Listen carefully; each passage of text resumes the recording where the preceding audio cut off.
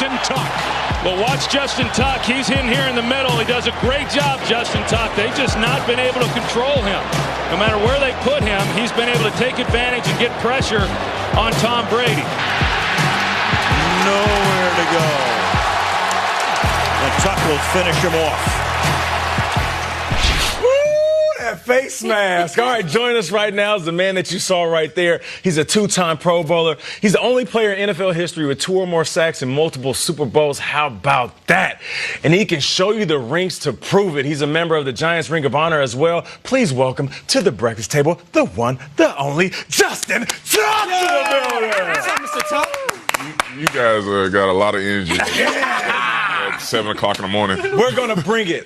Just like you brought it on the field, your career was amazing. But those big moments, the Super Bowl games, it's one thing to win the ring, to get to the top of the mountain. It's another thing to be a huge part of why you guys run it, why you guys want it. How does that feel? How does that make you feel? I mean, it's awesome, man. Especially to do it in a town like New York City, and to do it against arguably, the best franchise lately in that team up in Boston. But you have to throw arguably in there. I don't think it's arguably. Listen, arguably. No, but in Boston. Just the 18-0 year, man. I mean, like to be a part of something like that where you kind of denied a team from arguably being the greatest of all time.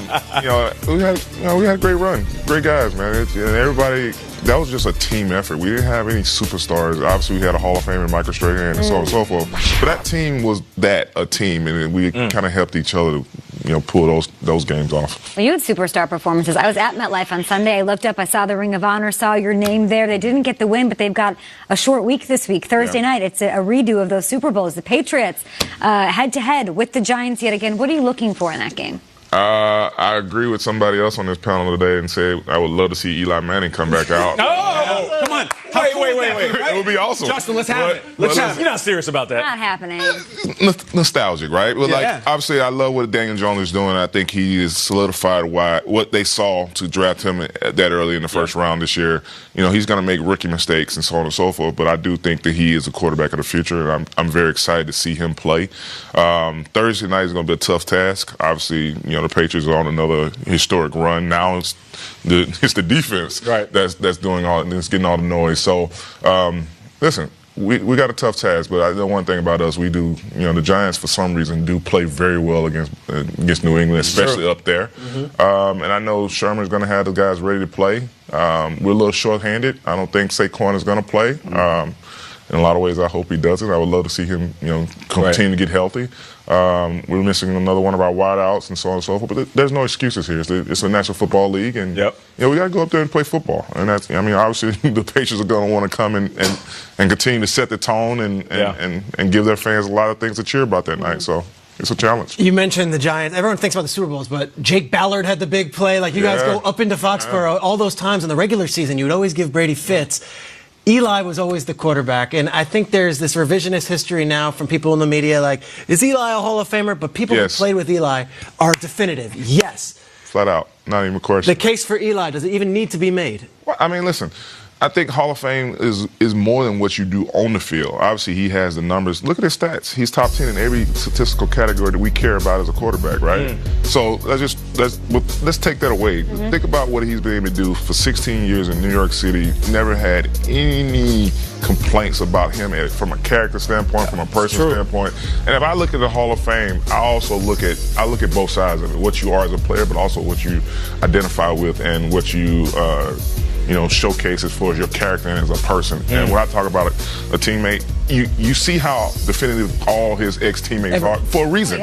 Because we see this guy day to day, in and out, what he means to that franchise and what he's meant to all of us. And, as a friend, obviously I'm biased, but I just don't see how you can even make the argument that he's not a Hall of Famer. Wish we could have him out there on Thursday. Right?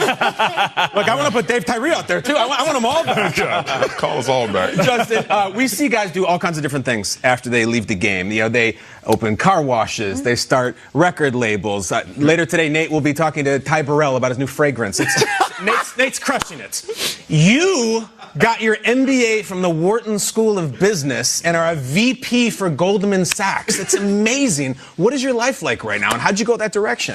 It's busy. That's like Listen, I just knew that at the time when I retired, I had a 5.5-year-old, a 2.5-year-old, and they were not going to remember anything I did on the football field as far as building a legacy for what they were going to be as men. So I knew that I couldn't sit down and retire and play golf and drink a beer and smoke a cigar and watch you guys every morning, right? Right. So, you know, what did I want my legacy to be to my kids? That put something in my head that I should go back and get my MBA, and you know, my wife had did it a few years previously, so I knew what that process was like. The whole Goldman thing, you know, that's a long story. We don't have enough time, but I had some previous relationships there, and they found out that I wanted to be in finance, and they recruited me, so it worked out, and I'm blessed to work with some of the smartest minds in finance on a day-to-day basis, and titans of business in the people I deal with every day. So I'm almost looking at it like, I'm getting paid to learn. I'm working with people in healthcare and tech and real estate and so on and so forth, which I kind of know a little bit about. But when you're working with titans of business there, you learn something every day. Every day that phone rings, I have to be on my P's and Q's because you never know what that question is on the other line. So I am an adrenaline junkie, and football used to be my adrenaline. Now it's spreadsheets and meeting people that have a whole lot more money than me. Yeah, that's amazing, man. What an incredible transition. Now, you're here on behalf of the Mayo Clinic. Yes. And this is, you're an ambassador for Comeback Player of the Year, which is an award given to college players. And you know about that. You tore your ACL your junior year in Notre Dame. Tell us a little bit about that award. Yeah, I just, when this opportunity came up, like you said, I had dealt with something like this while I was playing, had an opportunity to possibly leave my junior year and enter the league, but had that ACL and had to come back and had to refocus my mind, and I struggled a little bit. So I do identify with guys and gals who have some type of adversity to hit them in their college playing career.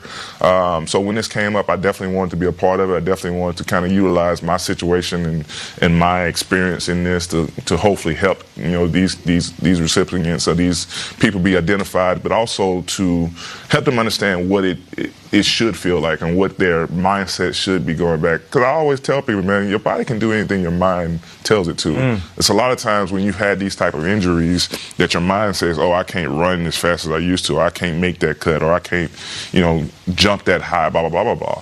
So I think, what the Mayo Clinic is doing a great job of also bringing the light to those people who have went through adversity like this and came back, and a lot of them are stronger than ever. That's awesome. Hey, listen, you're stronger than ever. You're doing your thing at a very high level. The true testament of what you can do on the field, but more importantly, after your playing days are over. Thank you. Justin Tuck, everybody. You're the man. Thanks for coming, dude. Did you happen to catch the game last night? I caught a little bit of it. Did you catch any of that Richard Sherman action going on? Listen, Rich is my dude. Yeah. Well, your boy Richard, your dude, had a lot to say about Baker Mayfield after the game. We're going to dig into that. And Aaron Jones got into the end zone 4 times. He even waved, but